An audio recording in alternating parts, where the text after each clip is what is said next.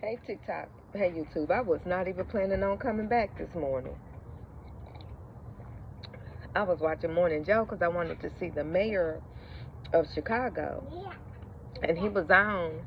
And so Joe tried to ask them what they think is the got you question for Democrats about law and order and needing 5,000 more police officers. I don't know where the 5,000 came from, but Joe kept throwing that number out. You need 5,000 more police officers. And the mayor kept trying to tell him, oh, of course, a black man, anybody that Joe has on this black that doesn't agree, that's not mild-tempered, like Eugene Robertson or Reverend Al Sharpton is with him now, he, he gets real belligerent with them. He did it with Michael Steele, too. So once again, his elitism and his proximity to white makes him feel that he has that ability to do that. Like somebody that came on my channel and said, another brilliant black woman. And what about it? What about it? And then when I called him a goofy, his little feelings got hurt. Read the room. We have no patience. None. So anyway, hey. So anyway, they're on there talking. Joe getting smart with him. He's trying to explain to Joe he's a school teacher as well as live in the hood still.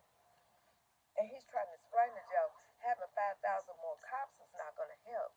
We need we need more mental health facilities, more mental health providers. We need more opportunities to get a skill. We need more opportunities for addiction. We need more to be able to combat that. Just having more cops won't help, Joe. You mean to tell me that having 5,000 more cops in Chicago wouldn't help? The people in the inner city are begging for more cops.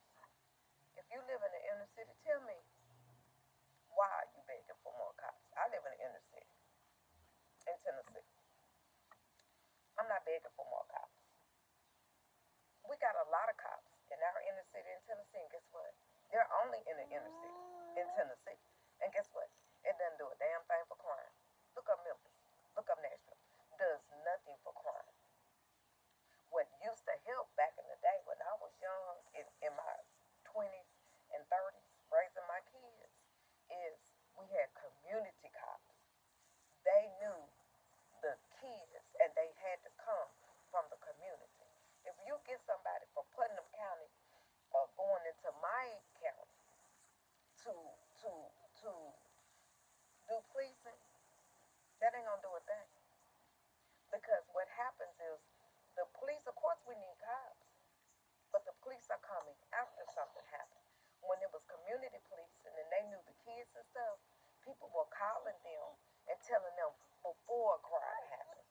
Just having the presence of cops is not going to deter the criminals in the inner city. It's not going to deter the criminals in the rural area because there is high crime in the rural area. Mainstream media just don't talk about it, but it is. Springfield is one of examples. Springfield, Tennessee. So let's get this straight. Having a whole lot more cops is not gonna do crap. It's not. What we have to do is they have to have a relationship with the community. They do need to bring more social workers in. They do need they need to bring cops in. Social workers, cops, substance abuse counselors. They need to have more centers that are safe, that the kids can go and not just play basketball. Because these centers are not even staffed now. But when my kids was young, they had somebody to tutor and help with homework. You see what I'm saying? But just having more cops, that ain't gonna do it. Let me tell you something. When one of my sons, my middle son, first, what are you doing? Come on, come on, you're not gonna knock my computer off. When my middle son first started getting into trouble, thank you. When he first started, ooh, that was a weak kid. Oh. When he first started getting into trouble, it was a police officer that came to my house and told me, I think he's selling drugs. He's about to get in trouble. We gotta watch because he's a nice kid, but he's about to get in trouble. Two told me, one white and one black. He's